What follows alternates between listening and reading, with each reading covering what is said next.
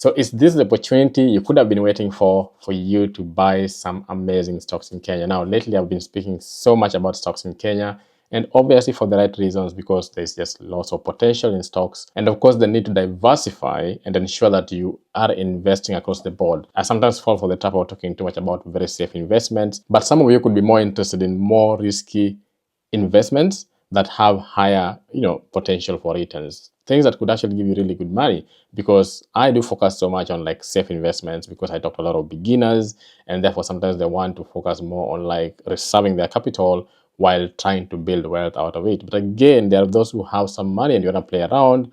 If you're younger, you need to take more risks. That's how it is, right?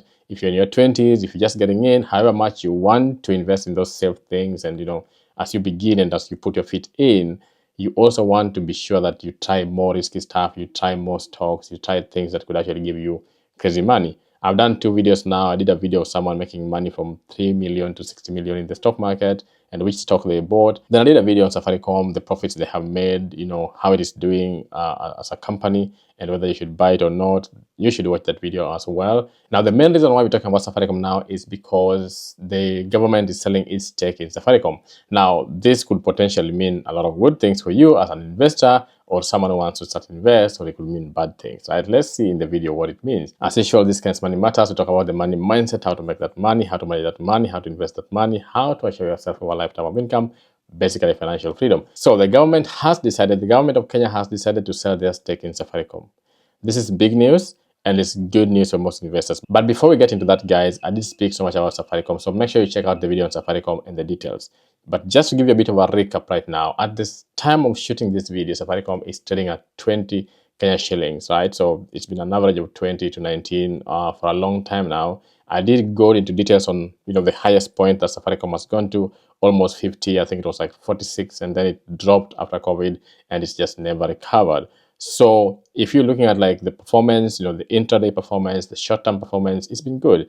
5 days, we're looking at 3%. 1 month, we're looking at around 20% return on Safaricom. 6 months, we're looking at 36% return on Safaricom. Year to date, we're looking at around 19.19% in Safaricom. 1 year, we're looking at 9%, so it's still not a loss to you. And of course, all-time high, we're looking at 540% in terms of return. If you invested during the IPO, you made 540% return. Imagine if you invested just like 1 million Kenya shillings. That's crazy money, right? But again, don't worry about what could have happened. Safaricom is at a good place right now. I feel this is the time that most people should be getting into this stock.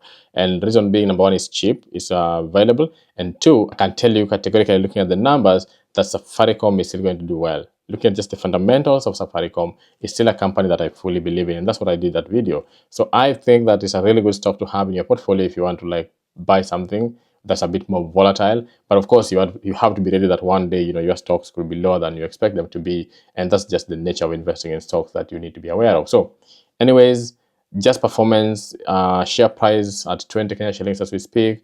You've seen the short-term performance. So if you're a trader, if you're an investor, you know exactly where you fall. So looking at some brief stats of 2024, that was the second half of 2024, a net income of like 62 or 63 billion Kenya shillings, revenue of 349 billion, share float of over 10 billion. So they had really good and strong performance as a company. And you can see from that perspective that Safaricom is still a really good company if you're looking at, some good companies, and especially if you want to be in the telecommunications sector. So of course, I still believe that it's one of the best companies you want to have in your portfolio. But now for this particular reason that the government is selling or divesting part of its stake in Safaricom. So just to give you a bit of context, of course, the government has been trying to raise money recently. And you know what happened with the finance bill last time? You know what has happened when they have tried to raise taxes? Obviously, the government only makes money when they raise taxes. So there are many other ways they could make money, but the government is not efficient enough to make money. So they only make money when there is taxes. They only make money when we give them direct money, but they're not as good when it comes to like managing companies. That's why parastatals do have issues with making profit, or even just sustaining themselves and making some really good money. And that's why most people actually fear when governments invest into some companies, because the governments are just not really good in doing business. They're not really interested. They have no motivation to do business. You only have motivation to do business if someone is actually paying you, but the government is already getting free money from your taxes. So they have no motivation to do any business.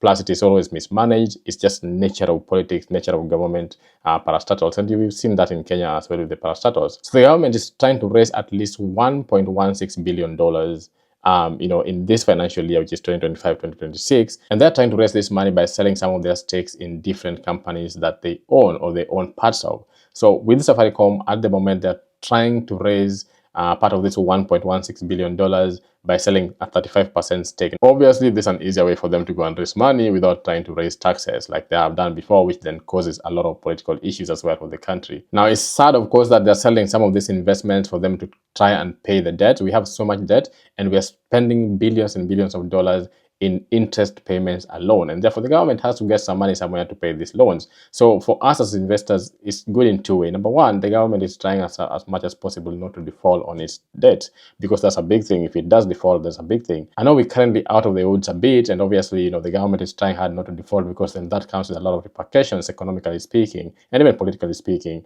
They don't want to do that, so they are trying as much as possible to raise money and pay these loans. And of course, the interests are like crazy. Most of the time, you just service the interest, not even the principal itself. So the issue here is that they are obviously taking this money, divesting for them to pay loans, which is not the best thing to do usually. Even if you're in like your personal business or your personal money management, that's not the best way to go about things. But when you are in a tight spot, then you just have to sell your investments to pay your loans. That's how it happens, right? We have investments and you have loans. Sometimes you just have to sell your investments for you to pay your debts. Now, we know very well Safaricom has remained a very attractive investment for most people, and this could be a really good move when the government is trying to sell their stake. So we haven't known how they will sell it. Either they will sell it through like a proper public offering, or they will sell it through like a strategic investor who comes and buys it as a block. Depending on how they sell it, whichever way we look at it, for me, the main point is it's a good thing for the government to sell their stake and for them not to have a large stake in that company. Why? Because privatization will increase the revenue in that company. This could be the opportunity for you to actually make real money in Safaricom. This could be the best opportunity for you to actually buy Safaricom. I've been saying this so many times, and I know some people will come back here years later and tell me, hey, Ken, you said this way back, but keep this video. If you don't have any stake in Safaricom, you are losing out, especially if you are interested in stocks in Kenya. So like I've mentioned, with a 20 shillings share price right now, that company is undervalued to some level, and there's lots of potential for that company. There's no way someone is going to take Safaricom out right now as a telecommunication giant in Kenya specifically, and even also in Ethiopia and other countries it might go into. So I just don't see that happening anytime soon. I don't see M-Pesa going anywhere anytime soon. So I see a lot of potential. I see a lot of growth. I see a lot of capital gains in this company. So if you're looking for a good company to invest in, this is another good opportunity. So the government offloading is also a good thing, because then once they privatize and we have like individual and private investors come in, they are focused on making money. They are focused on making sure that the company is making decisions that favors growth, that favors proper profits for investors, and then of course your dividends will go higher and you make more money. And that's what you want when you're investing in a particular stock. Another advantage is that once they leave the company, then the company has the freedom, because the other thing about these investors and this government is that when they invest in your company, they have a lot of say. You have to really consult them on any policy changes that you might make.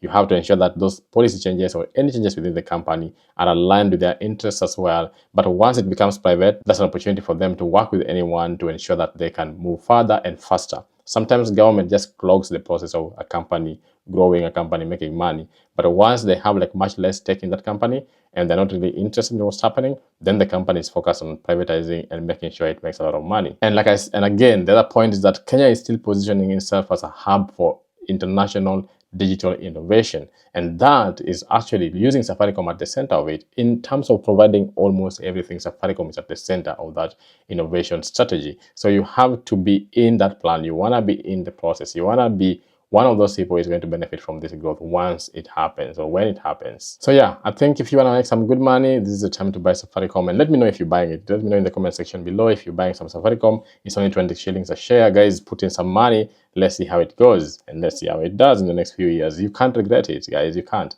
Unless, of course, there's an apocalypse and everything collapses. So Safaricom just decided to collapse, which is possible with any company, and that's why stocks are risky. What are the probabilities of that actually happening, right? They are there, obviously. It can't be 100% that it can't happen, but it can't happen. Anything can happen right now in the world. But what are the probabilities? With investing, you're looking at probabilities, right? So good luck with investing, and I'm done.